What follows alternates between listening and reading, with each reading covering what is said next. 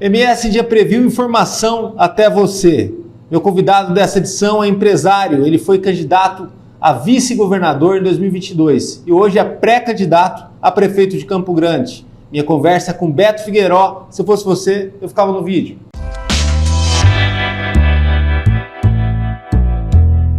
Seja bem-vindo. Muito obrigado. Puxa, a honra é minha poder falar com o senhor, que é um cara que representa uma coisa muito boa na política, uma visão próspera, né? E principalmente uma visão de uma nova organização. Não é só porque o senhor está no novo hoje em dia, não. Mas o senhor sempre defendeu talvez um poder público diferente. Um poder público mais justo e menos desperdiçador, que é o meu sonho. Porque eu acho que o poder público desperdiça demais e é lamentável isso em todo o Brasil, né? Mas vamos falar do nosso estado. Nos 79 municípios, especialmente na capital, a gente tem esse drama, né?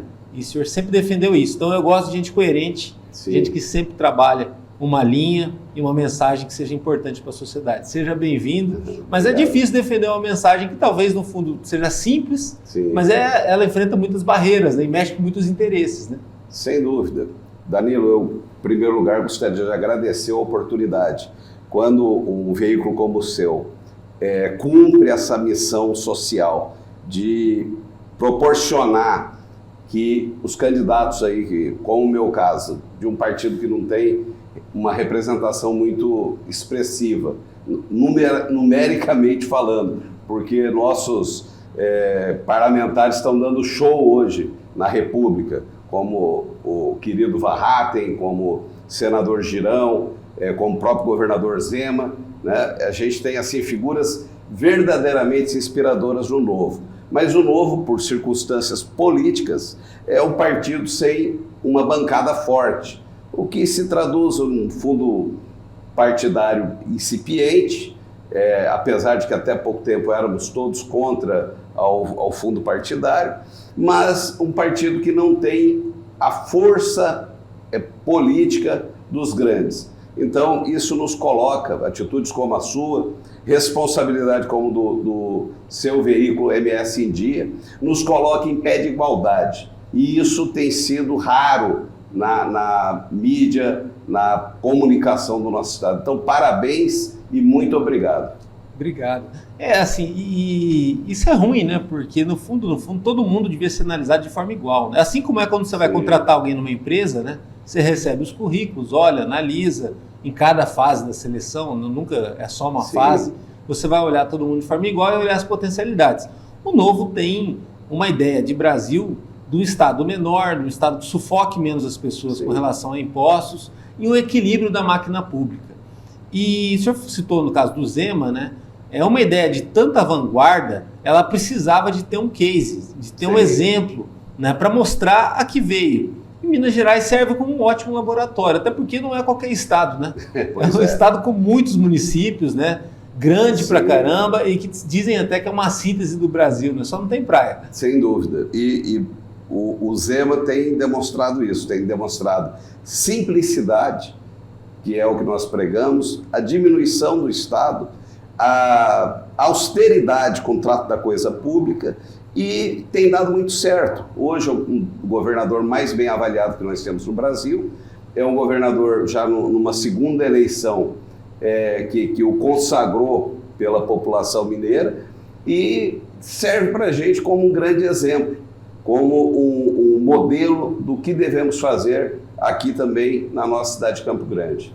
Agora, o MSD, ele tem essa liberdade de poder falar de vários assuntos que traz todo mundo, né? E eu respeito a todos e várias ideias. Não quer dizer que eu concorde com todas as ideias, né? Mas é até porque o programa também não é personalista, não é sobre mim, é sobre quem eu trago.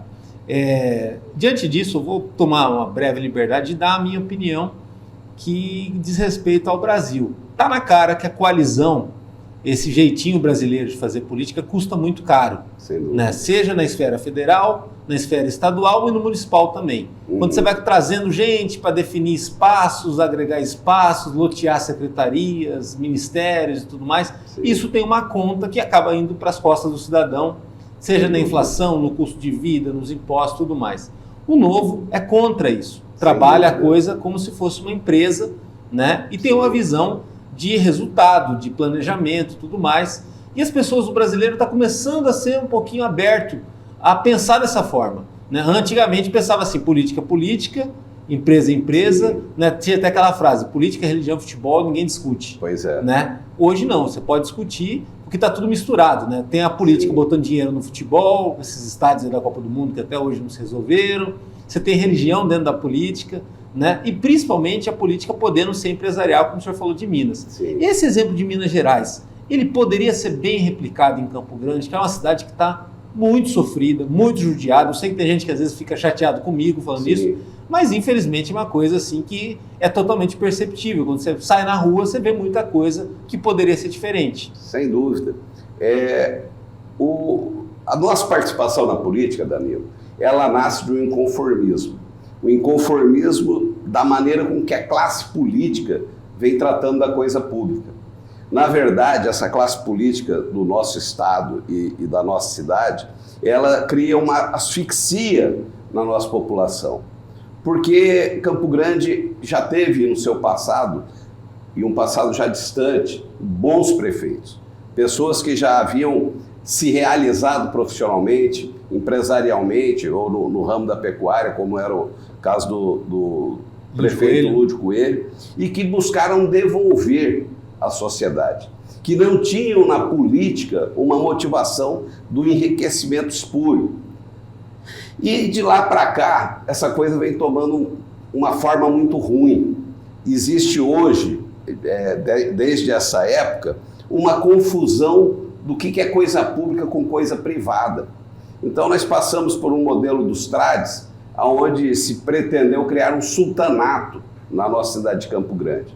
Nós tivemos aquela excrescência jurídica da eleição do Bernal, que aqui, de forma nenhuma, eu quero fazer defesa do Bernal enquanto gestor. Não se trata disso. Mas o que aconteceu com o impeachment local do Bernal, a cassação do seu mandato, é uma coisa vexatória, digna de muita vergonha, para quem entende minimamente da civilidade. Porque, ora, o sufrágio do voto tem que ser respeitado absolutamente. E o que foi a cassação do mandato? Foi uma classe política corrupta, cooptada por agentes corruptos, né? A gente sabe aí da força que tinha na época o João Amorim, que criou mecanismos dentro da nossa prefeitura, junto com o cunhado, Nelson Intrade, e que implantaram um gargalo na nossa economia através dessa empresa Solurb, e que vem sendo seguido até hoje. Então, quando a população se mobiliza e se mostra contrária a este modelo de política pública, de que privilegia o compadrio, de que grandes contratos são celebrados na cozinha com o próprio cunhado, a gente consegue mudar o sistema através do voto. E aí vem a classe política, se mobiliza e inviabiliza essa eleição. Então isso aí é um paradigma que demonstra como que a política vem tratando da nossa cidade. E a nossa participação nasce desse inconformismo, nasce dessa vontade de dar um basta, de dar um grito de liberdade. Fala, peraí, existe pessoas de bem, existe campograndenses ou pessoas que vieram para construir também essa cidade que não estão de acordo com esse modelo, que querem fazer uma política simples, que querem fazer uma política com austeridade, uma política que resolva. E nesse passo nós temos inspiração do nosso governador Zema, do nosso prefeito Adriano de Joinville, que hoje tem uma das administrações mais bem avaliadas do Brasil, bate aí 92% de avaliação. Então o novo surge mostrando que dá sim para fazer política de forma simples, diminuindo o tamanho da prefeitura, de fazendo com que a Folha não seja um exército de comissionados imbuídos apenas num projeto de perpetuação do poder, num projeto de próprio umbigo, que foi implantado na era Trade e que foi dado sequência pela prefeita Adriane. Qualquer jejum em administração pública, Danilo, sabe que existe o pilar de 3 bases: a folha de pagamento, o custeio da máquina pública e o investimento. Ora, Campo Grande está sufocada por uma folha absurda, que há muito já superou os 60% previstos na lei, como limite máximo, na lei de responsabilidade fiscal. Então, hoje não se tem dinheiro para o custeio, por conta dessa forma de se manter um quadro de comissionados, e aqui eu quero fazer um parêntese ao bravo servidor público municipal, que tem feito, através dos anos, aí, um grande trabalho pela nossa cidade. E esse efetivo, ele deve, na verdade, a ser muito valorizado através de uma remuneração justa e de um plano de cargos e carreiras. Só que o comissionado não. O comissionado, ele não é nosso inimigo, obviamente. Ele está dentro de um sistema que não contempla a eficiência, que não contempla a gestão pública.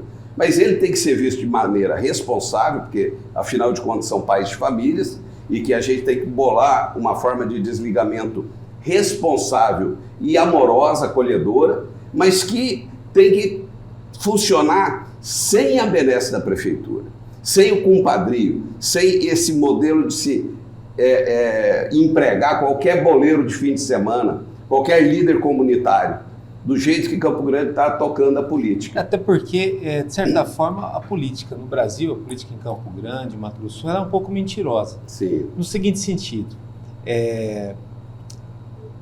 não dá para a eleição não ter intervalos. Quando acaba uma eleição, você tem um intervalo até outra eleição, é o que a Justiça Eleitoral, pelo menos, imagina. Aqui em Mato Grosso do Sul, em Campo Grande, você não tem esse intervalo. Sim. O cabo eleitoral ele é realocado, às vezes, para uma função de comissão, ou esses programas de acolhimento de trabalho, Sim. e ele fica lá em stand-by, mas trabalhando, de certa forma, fazendo uma pré-campanha de luxo, de um ano e meio. Sugando a riqueza do município. E virou uma regra, não de agora, mas de muito tempo. Sim. Agora, o senhor falou dos ciclos de Campo Grande, e aí a gente tem que chamar a atenção do porquê que está essa draga toda agora, né? Essa draga que hoje em dia está virando uma coisa assim, tem duas Campo Grandes. Tem a Campo Grande de verdade, que você sai na rua, você olha ponto de ônibus no meio da rua, você olha asfalto ruim, você olha áreas bem prejudicadas, judiadas, mal cuidadas. E você tem a Campo Grande dos Sonhos, que deve ser daquele óculos da Apple, que você anda e você vê a obra terminada na frente do Norte-Sul, você vê, de certa forma, o horto florestal funcionando bem, né? E outras tantas situações. Onde que eu quero chegar? Na época do Nelsinho, foram 1.300 obras, 1.400, alguma coisa, tudo virava obra em Campo Grande. Sim, pintava uma calçada, tinha um totem. Tal. E aí a dívida ativa da cidade ela explodiu. Ela passou de 1 bilhão, né, naquele período. Nunca teve uma dívida ativa tão alta e ficou-se por conta do PAC, por questão de dispositivos públicos e tudo mais. Essa dívida ativa ela nunca regrediu mais. Sim. Pode fazer vários financiamentos ali, que é aquele negócio que eles fazem lá, o Refis, Sim. e aí não adiantou, ela não regrediu. Ela ficou do jeito que estava e ficou ainda mais forte, né? E aí não teve uma política para lidar com essa questão. Ali travou o investimento de Campo Grande. Depois, no período do auxílio invernal, a inconstância política, né, você já tem o problema do fluxo de caixa e desse teto do comprometimento da receita pública.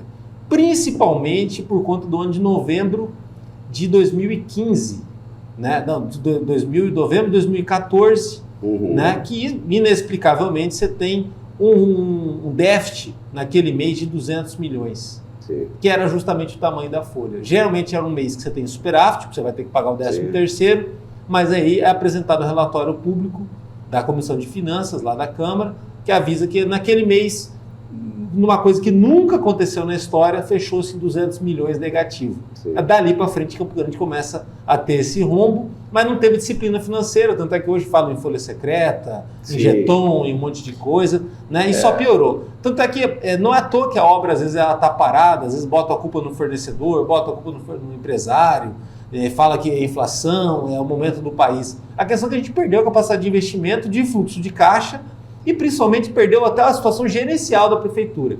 O senhor que é um empresário, né, que é um empreendedor, se a gente fosse uma empresa hoje, estaríamos quebrados?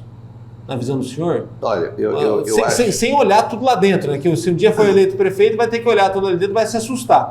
Eu penso que não. Eu acho que Campo Grande ela tem uma capacidade de se reorganizar, de regenerar a sua economia imediatamente. Basta que a gente enfrente... Basta um ajuste. Não, ajuste e boa vontade. Distinção do desenho, do que é coisa pública da população e a quem essa coisa pública tem de servir. E abandonar essa confusão do que é público com o que é privado.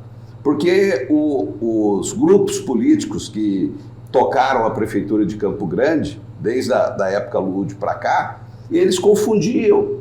Eles achavam que o bolso era comum, o bolso pessoal dele era o mesmo da Prefeitura. E isso não tem nenhum sentido.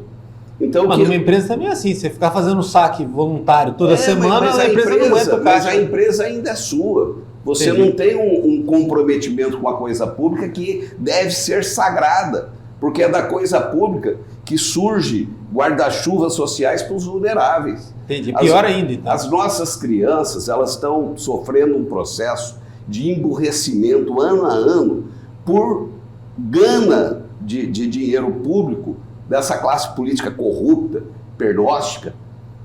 Quem paga mais caro são nossas crianças.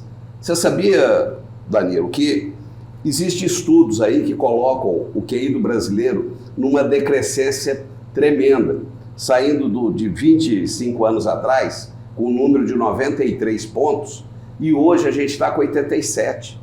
Ora, se a nossa população tem um QI de 87, significa que a metade da população para baixo tem menos de 87. Só para você ter uma ideia, o QI de um alemão é em torno de 99. O QI do inglês é de 100. Do japonês, que tem o melhor sistema de ensino do mundo, é de 117. Então, a gravidade do que a classe política faz com os nossos filhos reside aí. A gente tem um sistema que está emburrecendo as nossas crianças.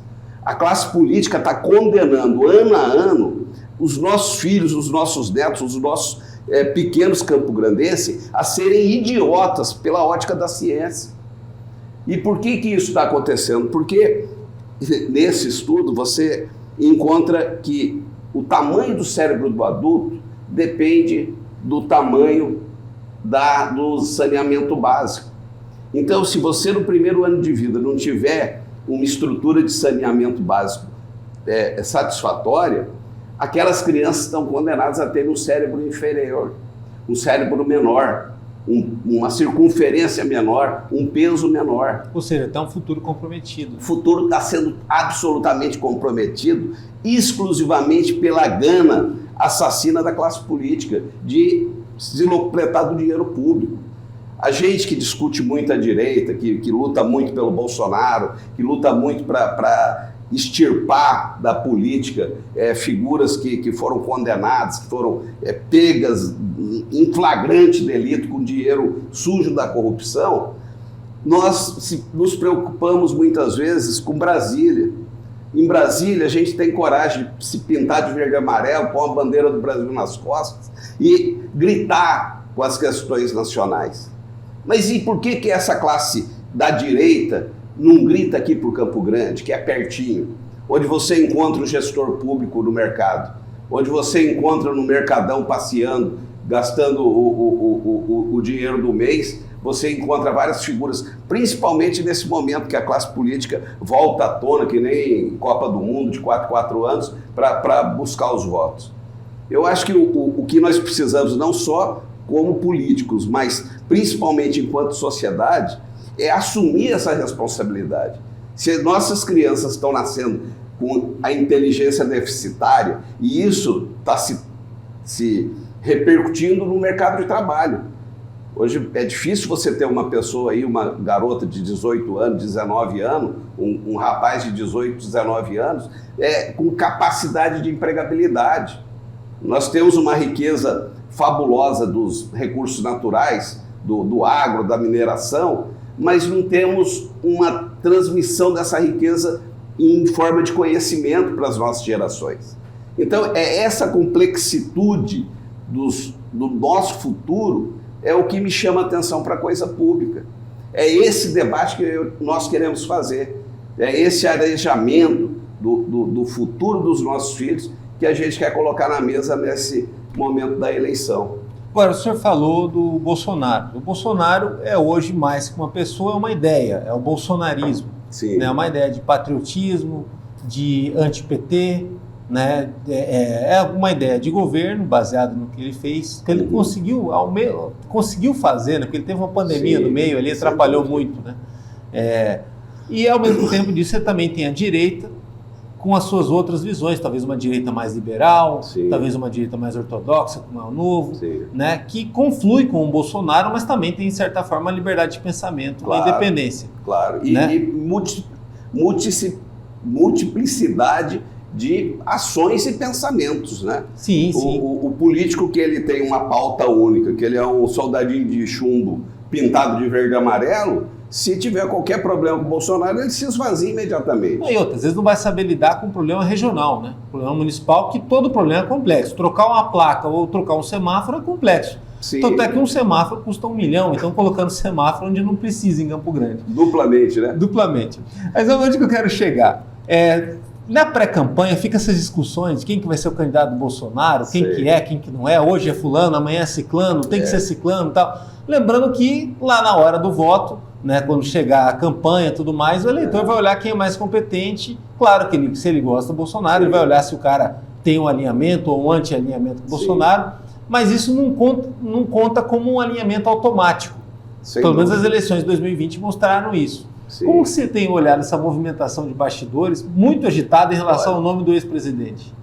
Primeiro que eu acho que a direita... O senhor foi o candidato a vice-governador do Bolsonaro. Pois é, na última eleição eu saí candidato ao governo do estado, num projeto de direita, que tinha como objetivo maior... Aquele era o projeto de direita, Aquele era o projeto de direita. Tinha um outro projeto de direita que chegou lá no segundo turno, mas nós tínhamos esse desejo de reforçarmos o bolsonarismo aqui. E aí me lancei candidato ao governo do estado, eu era presidente do partido na ocasião, o PRTB, e começamos essa jornada. A população aderiu, criou corpo.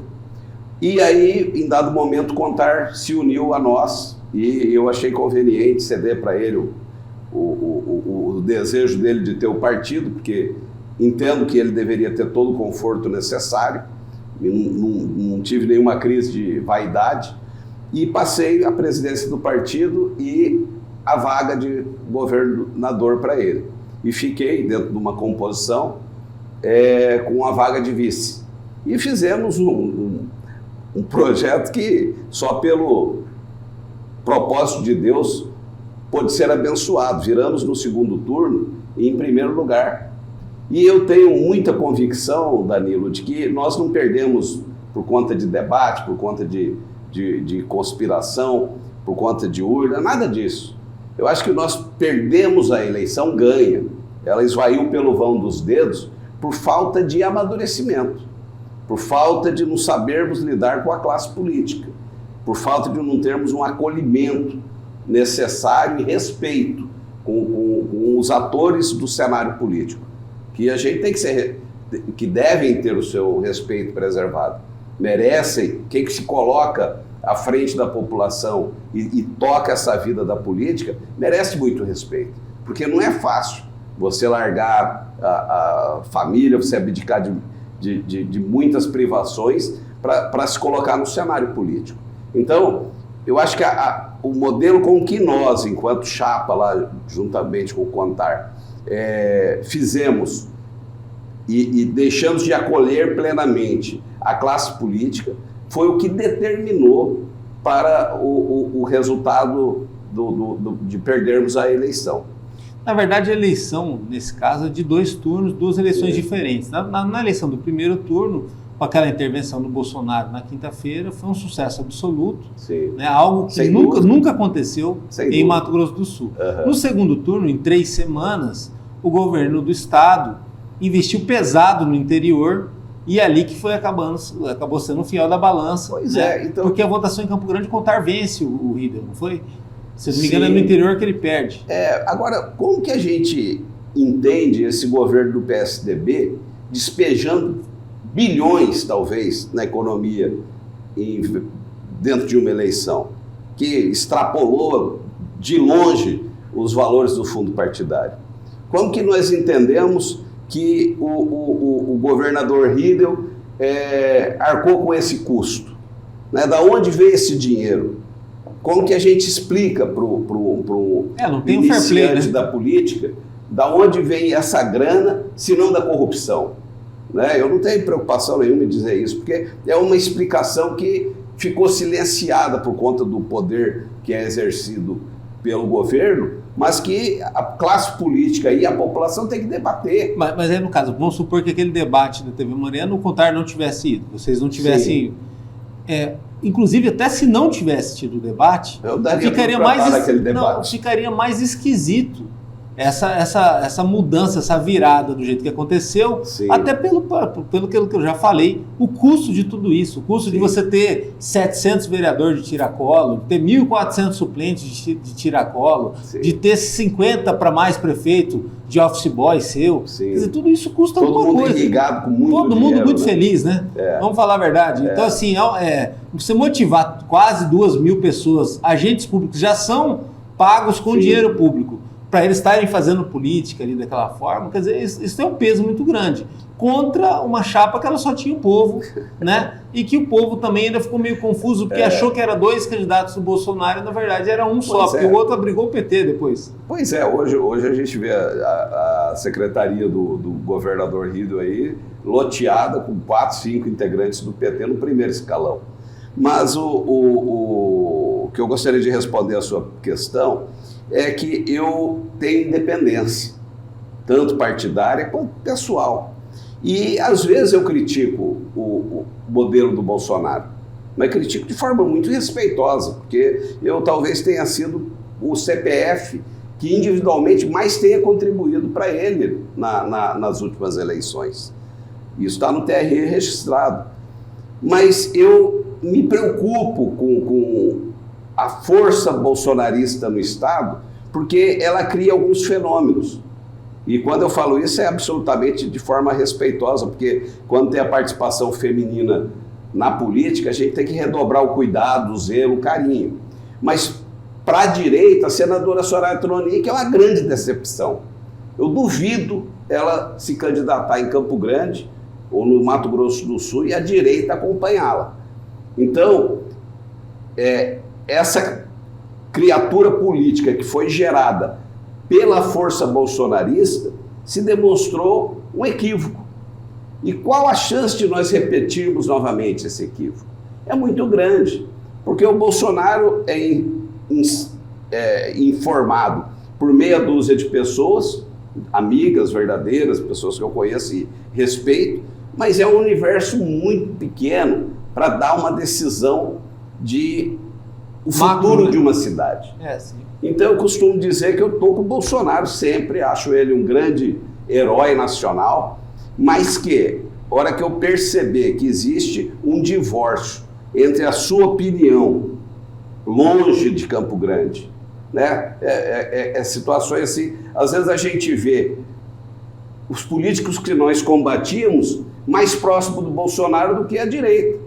Por exemplo, hoje o senador Nelson Trade exerce um protagonismo dentro do PL gigantesco.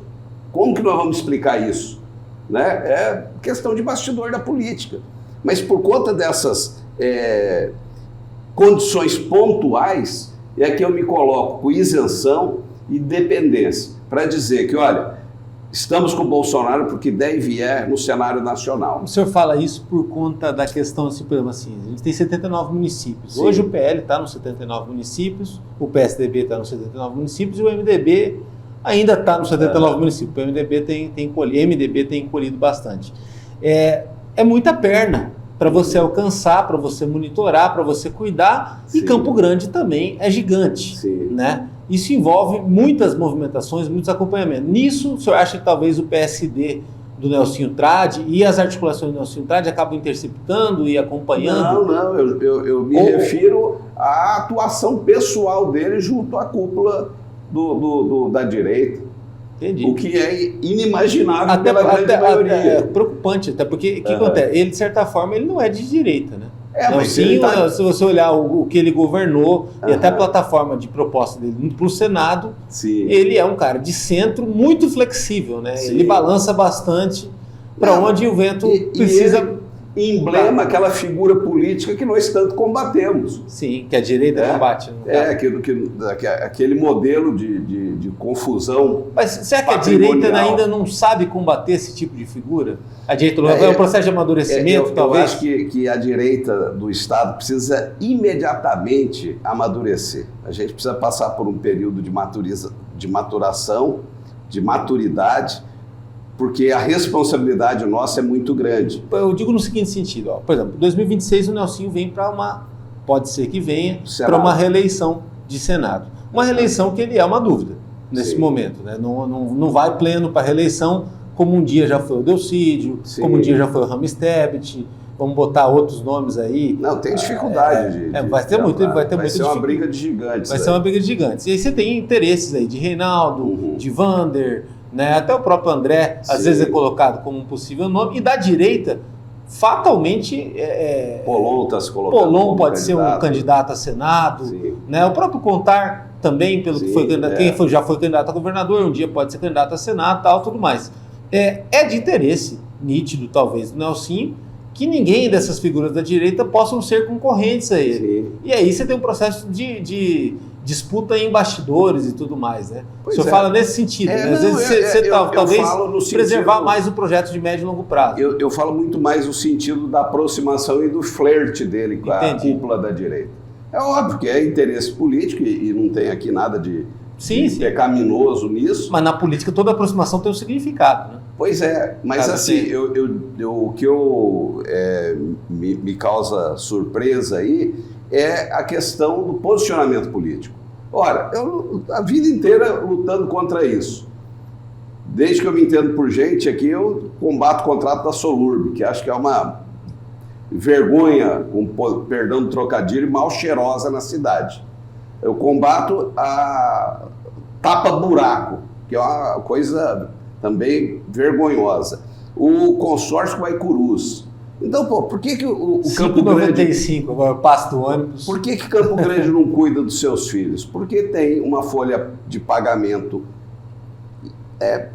alargada e uma gestão de contratos corruptos.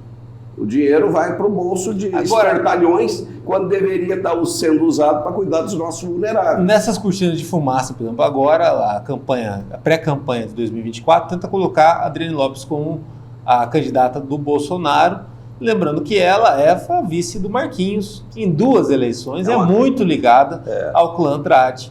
Né? Teve talvez aí uma dissidência aí, ou uma dissidência pública, que a gente não sabe até que ponto ela também é uma dissidência particular. E aí está tendo uma transição de imagem, né, para não é trad, mas é Bolsonaro, de direita e tudo mais. Né? Você acha que é nisso que está a interferência, talvez, do Nelsinho? Não, eu acho que a questão do Nelsinho quando fala trad, são muitos, né? São uma vários. aproximação de umbigo. Ele tá dentro do ninho da direita,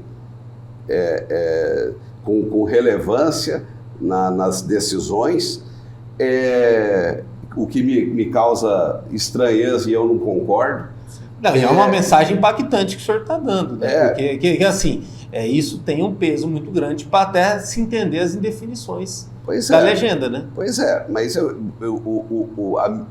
meu desejo de fazer política é fazer com transparência e com coragem. Eu não estou aqui sua marca, né? para passar pano para ninguém, nem para ninguém da direita. Eu quero o melhor para Campo Grande. E se precisar de enfrentamento, eu estou pronto. O que ocorre é o seguinte, a prefeita Adriane, novamente eu falo com respeito absoluto à mulher, à pessoa da prefeita Adriane. A gente tem que estar todo mundo torcendo para o melhor dela. Eu sou de descendência libanesa, sou maronita praticante, que é o ramo da católica, libanês, que ora pelos seus governantes. E eu sempre orei, inclusive orava pelo Nelsinho, pelo Marquinho, porque é nossa obrigação religiosa, bíblica, lutar espiritualmente pelos nossos governantes, independente se é de PT, se é de esquerda ou de direita. Ninguém assume o poder sem a permissão de Deus. Então a gente tem que desejar muita luz para quem tem esse peso nas costas. Mas voltando à prefeita Adriana. Mas isso que é importante o senhor falar. Eu acho que a gente tem que torcer por eles, Sim. Acreditar que vão fazer o melhor, até porque quando não faz, tá sendo feito ou não feito com o nosso dinheiro. Mas assim, cada um no seu quadrado, né? Por exemplo, no Novo, não é gente de outro partido que define o que o Novo tem que fazer ou não. Não, né? Assim deve ser em toda a sigla, né? Sim. Né? Inclusive na sigla do Bolsonaro, ou na sigla do Lula, quem é da sigla que decida o próprio caminho, os rumos, as estratégias, né? Ou partidos que estejam próximos ali de nível ideológico, né? Que possam decidir juntos.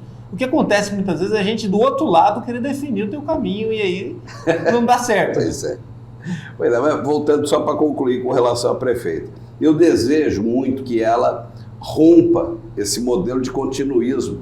Ela pegou uma herança maldita com esses contratos corruptos e uma folha encharcada ilegalmente e tem mantido essa situação, talvez até por inércia administrativa e de gestão. Eu imagino que não seja fácil a vida dela. Um labirinto, né? Praticamente pegou, né? Um engessamento do que ela herdou para o desejo que ela possa ter pela cidade. Então não quero eu ficar aqui tacando flecha de forma irresponsável. Só que o modelo que ela herdou, ela deu continuidade. Então, no meu entendimento, ela precisava imediatamente de romper para mostrar que veio. Falar, olha, eu não concordo com o que o Marquinhos fazia. Porque se eu ficar inerte, eu estou tacitamente avalizando o modelo de ser na política de Campo Grande. Então, essa crítica que a gente traz é construtiva. É uma crítica que eu faço porque se ela rompesse com a folha de pagamento, tivesse capacidade de pôr remédio no posto de saúde através do custeio público e sobrasse dinheiro para o investimento, eu estaria muito quieto na minha vida profissional e empresarial. Não precisava sair da zona de conforto para vir gritar aqui, para vir criar uma proposta de libertação para a cidade. Mas como a classe política está inerte e tem se infiltrado, às vezes até na direita, como eu falei, a gente não pode esmorecer, a gente tem que estar sempre vigilante e sempre pronto para lutar, para que possamos, viu, Danilo, envelhecer com serenidade, com dignidade. Porque quem tem esse entendimento e não luta contra ele é conivente. Não é só o político que é responsável pelo infortúnio das nossas crianças, é a sociedade como um todo que permite que essa classe política perversa continue fazendo isso. Houve um tempo que o empresário ele era visto até como uma questão até glamurosa, né? Puxa, fulano é empresário, né? Tem uma vida boa. Tal. Doce ilusão, né? E aí o trabalhador, a pessoa mais simples, via aquela distância dele para o empresário. O Brasil está numa crise lascada aí há mais de 15 anos, né? E essa crise aproximou todo mundo, está todo mundo ferrado. Então o empresário está em apuro, o cidadão está em apuro, não tem uma diferença muito grande entre os dois. O que gerou, de certa forma, até uma sintonia, até um respeito maior entre as duas partes. O empresário ele está totalmente assoberbado, sufocado com essa questão dos impostos, né? E com as condições que ele tem de contrapartida com relação a isso. E aí, quando fala isso, geralmente é uma pauta federal. Mas não é tão federal assim quando você traz para a esfera municipal, onde, a partir do ano que vem, Campo Grande começa a pagar o Reviva. Né? E o senhor sempre foi muito atento à questão do centro de Campo Grande. Nasci na 14 de julho. Pois é. E aí, como que a gente lida com isso, com tanta loja fechada, tanto morador de rua, tanto emprego que está sendo perdido, e a potência do centro da cidade, que sempre foi uma coisa de orgulho, né, para o campo-grandense, praticamente assim, esfarelando com o passar dos tempos, né, dos dias. Eu sou locador de imóvel na 14 lá, de uma atividade transgeracional de mais de 120 anos. Eu mantenho o baluarte da família e um pequeno pequeno ponto comercial lá, que nós alugamos, e tocamos comércio, inclusive. Então a gente sabe a dor do proprietário de imóvel da 14, do lojista. E é com muita tristeza, sabe? Que a gente vê aquela pujança sendo substituída por um local de depósito de pessoas marginalizadas. Aqueles noias, chamados noias, aí, pessoas que obviamente merecem muito amor, muito carinho para ajudá-los, mas que também merecem muita firmeza. O suor de tantos empresários, tantos lojistas, tantos comerciantes e comerciários da nossa história recente não pode ser sepultada por conta de uma dúzia de drogados. Esses caras têm que ter uma ação pública e dá para se fazer. A gente tem um debate muito intenso lá. A gente sabe que o que foi feito na 14 de julho foi para arrasar com o comércio. O americano tem uma máxima interessante que fala no parking, no business, né? Se não tem estacionamento, não tem comércio. E lá eles restringiram muito o comércio. Como estão fazendo aqui na Bandeirantes, na Bahia, em várias ruas da cidade, na Rui Barbosa. Criaram um murundu no meio da rua, uma coisa absurda. Aquilo lá tem que ver o aspecto legal e com a permissão da justiça tem que ser implodido no primeiro dia de governo. Primeiro dia de gestão do futuro prefeito tem que patrolar aquilo lá, obviamente, sem agredir o patrimônio público, mas com autorização da justiça. Então, Campo Grande tem que ter boa vontade, porque se você tem um debate, olha só, você pode criar os miolos das quadras, são quadras grandes, eu conheço porque eu brinquei no telhado de muitas delas. Eu era um garoto ali que saía do Dom Bosco e passava o resto da minha tarde brincando na calçada da Maria Coelho. Então eu subia nos telhados, eu conheço profundamente a 14 de julho. Ali existem miolos, porque os comércios são de pequeno varejo. Não precisa, não é de concessionárias, não é de trator, não é de caixaria. Esses comércios não aproveitam o miolo das quadras, que poderia ser potencializado com estacionamento, isso de uma forma muito barata. Na Dom Aquino tem. Gerando renda, tem alguns exemplos já orgânicos, mas isso devia ser incentivado pelo ente público. Então você pode usar o miolo também para fazer uma parceria com construtoras e habitar o centro. Porque aonde há vida, há pessoas, é incompatível com os drogados. Além disso, você pôr um sistema de segurança. E essa segurança tem que ser particular através de convênio com a associação de lojistas. Porque se deixar para a guarda municipal ou para a polícia municipal, para a polícia militar, não, ela dá conta, ela é muito competente. Só que ela é fiscalizada demais. Então, quem tem que cuidar disso aqui é o próprio dono. Obviamente que dentro da lei, sem abuso de violência. Como é num shopping, por exemplo. Como é no shopping. Então, vai ter uma pessoa que vai fazer a gestão da segurança. Eu fui dono de empresa de vigilante por muitos anos e sei como que você constrói isso com diálogo, com respeito, mas também com firmeza. Aquilo não pode ser lugar de malaco fazer a vida. Aquilo lá é o centro da nossa cidade, é o nosso cartão de visita. Tem que ter firmeza para tirar os drogados de lá. E, paralelamente, óbvio, que em conjunto com nossas igrejas que desenvolvem trabalhos sociais maravilhosos, temos que ter um acolhimento. Tem que declarar pela justiça todos eles como incapazes. E o incapaz é obrigação do ente familiar. Aquele que abandona o incapaz fere a lei penal e paga por isso. Então, as pessoas não podem ir despejando o resíduo humano da forma que tem sido feita. As pessoas merecem atenção, carinho e respeito. Mas quem mais merece atenção, carinho e respeito é o lojista que trabalha sol a sol para construir o nosso centro comercial. E dá tempo ainda da gente mudar um pouquinho essa realidade? Porque, assim, cada dia que passa é uma loja que fecha, né? É uma tragédia. É uma tragédia. Eu vivi isso. Eu vi pessoas entregando ponto de 42 anos de trabalho. 42 anos aquela loja funcionou como baluarte financeiro de gerações.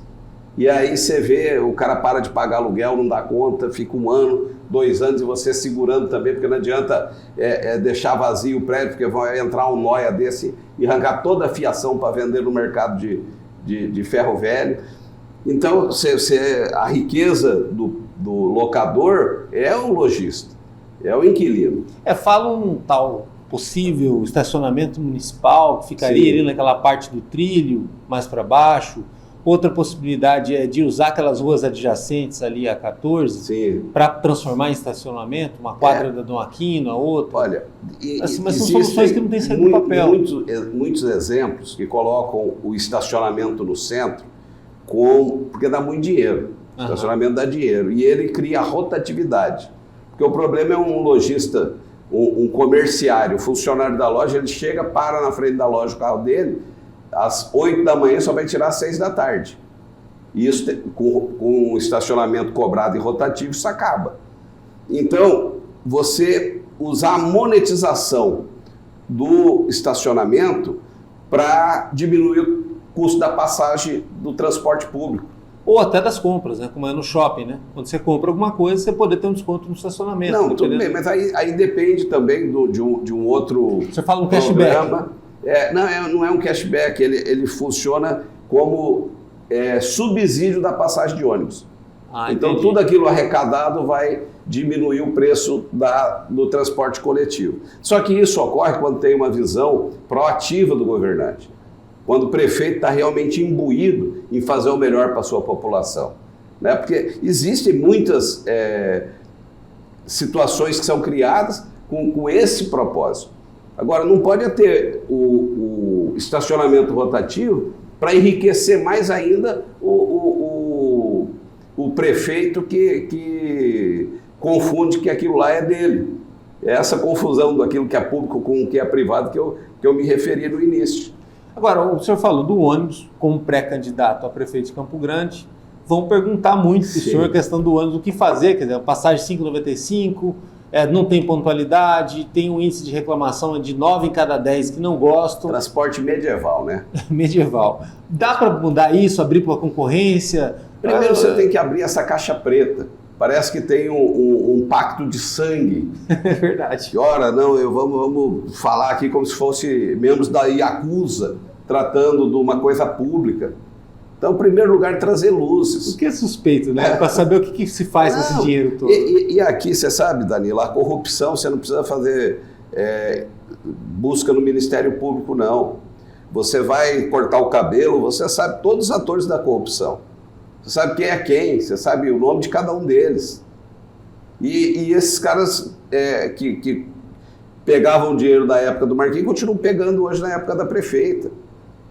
Então, esse transporte Guaicuruza aí, ele tem que ter uma ação responsável, porque não dá para você lidar com isso de forma amadora e incipiente. Você tem que ter um plano B de ação e fazer uma conta matemática. Eu acho que a Uber, que está agora em discussão no cenário nacional, que é uma vergonha, né? Uma coisa que a livre iniciativa se mostrando como solução plena, viável para um problema de transporte, veio o governo tentar sufocar novamente com a sindicalização dessa ação de liberdade. Mas você pode ter um transporte com uma inteligência local, uma mescla do que é táxi e Uber. Porque se você disponibiliza um transporte para que 3 garotos se juntem lá na Moreninha para vir para o centro, com ar-condicionado, com divisão disso, e podendo inclusive usar o transporte, o vale transporte dela, você realiza uma solução. Você permite que ela venha com conforto, com ar-condicionado. Você fala de integrar, né? Esse sistema municipal de transporte ser mais moderno e mais atualizado. E absorver o motorista de aplicativo de modo a baratear para ele. Porque o que o Lula está fazendo é encarecer para faturar junto, para engordar o bolso dos sindicatos. O que a nossa proposta traz é criar um aplicativo da prefeitura, por custo bancado pela prefeitura, e segundo nossos estudos, não custaria mais do que 15 mil por mês, para tirar também um gargalo que a Uber impõe na nossa sociedade. Porque o lucro vai, a grande parte dele, para a Uber, e você não tem conhecimento de quem que recebe esse dinheiro, mas é uma retirada da circulação de riqueza da nossa cidade. Então, se você faz uma proatividade da prefeitura para contemplar, sem proibir, ora, quer usar Uber, usa Uber, se é estrangeiro, é local, não tem problema, fique todo mundo com liberdade. Mas se você pega esse sistema e implanta na prefeitura e faz com que o motorista não tenha despesa, que no Uber às vezes ele é sequestrado em 40% do seu ganho. E é ele que fica com a manutenção do pneu, do óleo diesel, do óleo lubrificante e da gasolina. A manutenção toda do carro. A manutenção é toda dele, quer dizer, é uma bomba de efeito retardado que vai explodir lá para frente. E ele está ali naquela luta do dia a dia, consumindo o recurso que arrecada. Agora, se a gente tira a figura do Uber e a prefeitura só com boa vontade permite que esse motorista do aplicativo utilize esse app, você faz com que ele deixe de dividir dinheiro, que ele possa baratear a corrida. Então, apenas uma das citações do nosso plano de governo. Então, a gente está, até por conta do Novo ter esse pensamento de vanguarda, a gente está com muitas novidades que vão fazer com que o ente público se debruce nas arguras de quem vive em Campo Grande e com a sua força, com a sua grandeza enquanto poder público, possa mitigar aí essas mazelas aí que estão castigando o Campo Grandense. Agora, o PRTB em 2022 conseguiu furar a bolha colocando pelo menos um deputado estadual lá. Sim. Foi um milagre, né? Porque senão todo mundo seria reeleito ali naquela condição.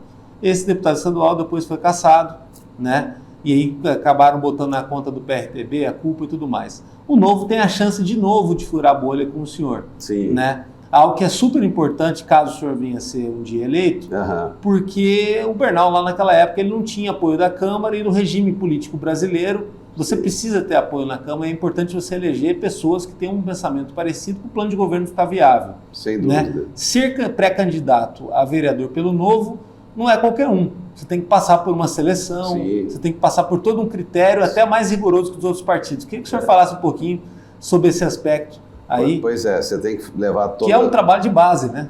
Lá eles fazem o que o americano chama de due diligence, né?